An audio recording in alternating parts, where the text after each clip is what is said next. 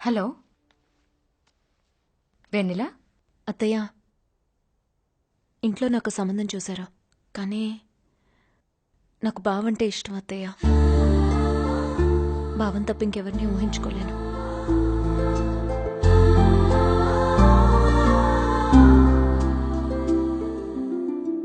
Bye. అలాగే వెళ్ళి ఇటు ఎక్కడమ్మా ఉంటామండి. అలాగే అండి. బయలుదేరండి. వెళ్ళండి వెళ్ళండి. బావా ఇక నువ్వు గట్టెక్కినట్టే. ఒకడు ఎగ్జిట్ అయ్యాడు, ఇంకోటి ఎంట్రీ ఇచ్చాడు. కర్మ.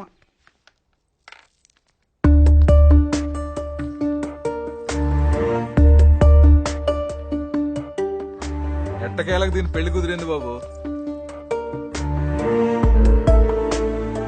నిన్ను ఇష్టపడి తనకు కావలసినట్టుగా మార్చుకుంటా అంటున్నాడు. అది అమెరికా సంబంధం.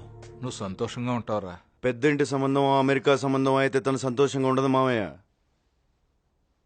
తను ఎప్పుడు నవ్వుతూ ఉండేలా చూసుకునేవాడు ఉంటేనే తను సంతోషంగా ఉంటుంది.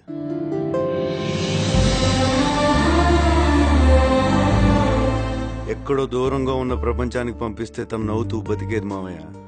తనలో ఉన్న అందమైన ప్రపంచాన్ని ప్రేమించేవాడు దొరికితేనే తను సంతోషంగా ఉంటుంది. మార్చుకోవడానికి తన లోపం కాదు మామయ్య, అద్భుతం. ఆ అద్భుతాన్ని ప్రతి క్షణం ఆనందిస్తూ ప్రేమించేవాడు దొరికితేనే తను సంతోషంగా ఉంటుంది. మన పిల్ల కాబట్టి మనం ఆశపట్టంలో తప్పు లేదురా. కానీ ఈ రోజుల్లో అంత అర్థం చేసుకునేవాళ్ళు, భరించేవాళ్ళు ఎక్కడ దొరుకుతారు?